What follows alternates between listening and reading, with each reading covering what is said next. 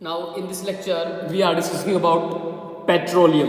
जो सेकंड बेटा हमारा था नॉन मेटेलिक मिनरल्स, वो क्या है? पेट्रोलियम। इस लेक्चर में स्टडी करेंगे पेट्रोलियम के बारे में। Like coal, petroleum is also a fossil fuel. हमने लास्ट लेक्चर में स्टडी किया था बेटा कोल के बारे में कि कोल एक्चुअल में क्या होता है। उसी प्रकार से हमें पता है पेट्रोलियम भी क्या होता है कि फॉसिल फ्यूल होता है। Petroleum is also a fossil fuel. We use petroleum in its various form like petrol, diesel, kerosene oil, etc. क्या होता है बेटा? पेट्रोलियम होता है एक क्रूड ऑयल होता है। पेट्रोलियम क्या होता है? Crude oil. और पेट्रोलियम के अंदर क्या होता है? मिक्सर होता है ऑयल्स का। बहुत सारे ऑयल क्या होते हैं? मिक्स होते हैं। जैसे पेट्रोल है, डीजल है, केरोसिन ऑयल है, वैक्स है, यह हमारा तारकोल है। ये सभी चीजें क्या होती है? पेट्रोलियम से ही प्राप्त होती है। और जिस प्रोसेस से हमें प्राप्त होती है ना, उस प्रोसेस को बोलते हैं बेटा fractional distillation. The process is known as the fractional distillation. Million of years ago, लाखों साल पहले, एक्वेटिक प्लांट्स यानी जो पानी के अंदर जो प्लांट्स वगैरह थे वो बेटा वो plants and animals died and got settled on the ocean floor. और वहाँ का चले गए बेटा जो हमारे समुद्र है ना, उनके फ्लोर उनके नीचे चले गए थे। With the passage of time, धीरे धीरे समय बीतने के बाद, sand and small stone and other sediments covered them. धीरे धीरे क्या हुआ? टाइम के साथ साथ सैंड रेत ने एंड स्मॉल स्टोन्स और जो छोटे छोटे पत्थर थे बेटा एंड अदर सेडिमेंट्स और दूसरे जो सेडिमेंट्स थे उन सभी ने उन चीजों को क्या कर दिया? कवर कर दिया। यानी वो उनके ऊपर से क्या हो गए? कवर हो गए। विद टाइम के साथ साथ एक्सेसिव हीट एंड प्रेशर।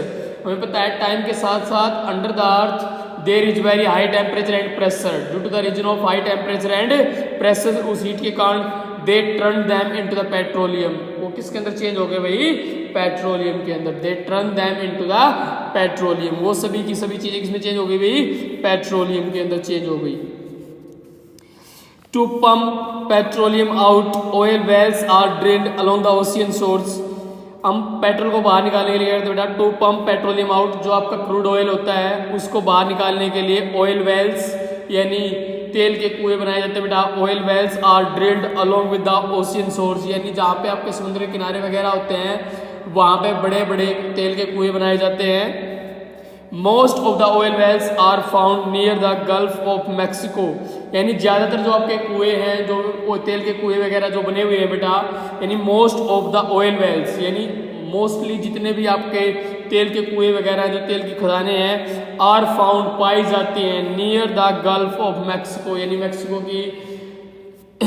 जो एरिया बेटा जो गल्फ है उसके नियर बाई मिलती हैं सारी चीजें। जैसे हमें पता है बेटा इराक और ईरान के अंदर भी क्या होता है? तेल सबसे ज्यादा पाया जाता है। Petroleum is mainly use as a fuel for running the vehicles. जो पेट्रोलियम आपका क्रूड ऑयल है उसको हम जैसे फ्रैक्शनल डिस्टिलेशन प्रोसेस से प्योरीफाई करते हैं बेटा। जिस प्रोसेस से हम पेट्रोलियम उस क्रूड ऑयल को प्योरीफाई करते हैं उसका नाम होता है फ्रैक्शनल डिस्टिलेशन। क्लियर ना? और उस प्रोसेस से हमें अलग अलग तेल मिलते हैं जैसे पेट्रोल, डीजल, केरोसिन ऑयल। और फिर इन तेलों को हम यूज करते हैं, इन ऑयल्स को हम यूज करते हैं for running the vehicles.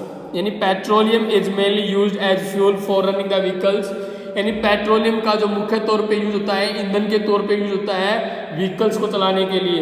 It is also use for dry cleaning, इसका ड्राई क्लीनिंग के तौर पे यूज करते हैं। इन मेडिकल पर्पजेज, यानी मेडिकल जो हमारी पर्पज होते हैं उनके लिए भी इसका यूज होता है। कॉस्मेटिक इंडस्ट्री, जो हमारी कॉस्मेटिक्स वगैरह बनती हैं वहाँ पे भी यूज होता है। एंड मैनी अदर प्लेसेस, यानी there are the lot of various purpose और यूजेस ऑफ पेट्रोलियम। यानी बेटा हमारे दैनिक जीवन के अंदर बहुत सारी इंडस्ट्रीज हैं जहाँ पे हम पेट्रोलियम का यूज करते हैं। क्लियर बेटा? ये था आपका टॉपिक फॉसिल फ्यूल पेट्रोलियम वाला। नेक्स्ट वन क्या बेटा हमारा?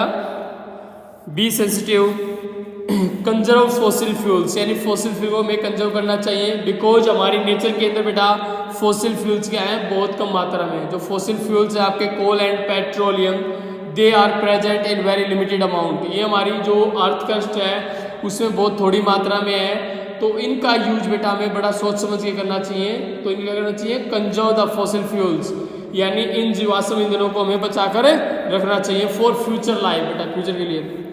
We have already studied that, हम पहले ही पढ़ चुके हैं that it makes millions of years, यानी लाखों सालों के अंदर, मिलियंस ऑफ ईयर, लाखों सालों के अंदर, for coal and petroleum to be formed. हमें पता है बेटा कोल एंड पेट्रोलियम ये तो है नहीं कि 2-4 साल के अंदर बन जाते हैं। कोल और पेट्रोलियम को बनने के लिए क्या लगता है बेटा, लाखों साल लगते हैं। Million years ago takes place for the formation of coal and petroleum, that's why they are known as the fossil fuels. इसी कारणों से इनको क्या बोलते हैं बेटा, जीवाश्म ईंधन होते हैं, क्योंकि जीवाश्मों से बनते हैं और लाखों सालों के गलने सड़ने के बाद इनका निर्माण होता है, किसका, coal and petroleum. And also they are also present in little amount in our earth, therefore they are also called as a non renewable resources. ये क्या होते हैं, दो टाइप के रिसोर्सेज होते हैं, एक रिन्यूएबल एक नॉन रिन्यूएबल। रेन्यूएबल रिसोर्सेज क्या होते हैं बेटा, जिनको हम जल्दी निर्माण कर सकते हैं। रेन्यूएबल रिसोर्सेज वो होते हैं जिनको आप निर्माण जल्दी जल्दी कर सकते हैं, लेकिन कोल एंड पेट्रोलियम को बनने में क्या लगता है बेटा, लाखों साल लगते हैं। That's why they are count into the non renewable resources of energy. ये क्या कहलाते हैं बेटा, हमारे non renewable resources of energy. Unlike the sun, sun की तरह नहीं होते। The supply of energy from these resources are limited. हम पढ़ चुके हैं कि कोल एंड पेट्रोलियम जो होते हैं हमारे अर्थ क्रस्ट के अंदर बहुत ही थोड़ी मात्रा में है। That's why we need to conserve them, इसीलिए हमें इनको अपने फ्यूचर के लिए कंजर्व करने की जरूरत है। क्लियर बेटा, once consumed they can not be replenished again very quickly. अगर आप इनको एक बार यूज कर लोगे तो आप इनको बहुत जल्दी निर्माण नहीं कर सकते, यानी एक बार अगर आपने इनका यूज कर लिया, we can not create again very quickly, हम इनको बहुत जल्दी निर्माण नहीं कर सकते क्योंकि इनका बनने में काफी लंबा टाइम लगता है बेटा।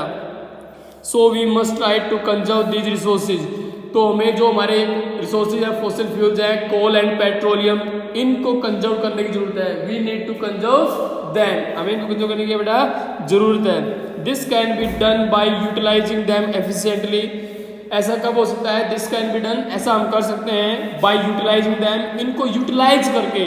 कैसे बेटा, एफिशिएंटली, यानी इनको अच्छी तरह से एक प्रॉपर मैनर में, एक अच्छे ढंग से अगर इनका यूज किया जाए, एक लिमिटेड अमाउंट में, जब हमें जरूरत हो तभी इनका यूज किया जाए ना, तो हम इनको क्या कर सकते हैं बेटा, कंजर्व कर सकते हैं। And we need to conserve the coal and petroleum, और हमें कोल एंड पेट्रोलियम को कंजर्व करने की भी जरूरत है, बिकॉज बेटा they are present in little amount in our earth. They can be done by utilising them efficiently and avoiding wastage if any, और हमें इनके वेस्टेज को अवॉइड करना चाहिए, यानी इनको बेवजह वेस्ट नहीं करना चाहिए। जहाँ पे हमें नेसेसरी है, जरूरत है इनकी, वहीं पे इनका यूज करना चाहिए, because they are present in very little amount in our earth. और इनको बनने में भी क्या लगता था, काफी लंबा टाइम, मिलियंस ईयर लग जाते हैं, कभी लाखों साल लग जाते हैं फॉसिल फ्यूल्स को बनने में, कोल एंड पेट्रोलियम को। चलिए बेटा, ये था बेटा हमारा चैप्टर कोल एंड मिनरल्स। अब स्टार्ट होती है इसकी exercise. We will discuss this exercise in our next lecture. Till then take care, thank you, bye बेटा।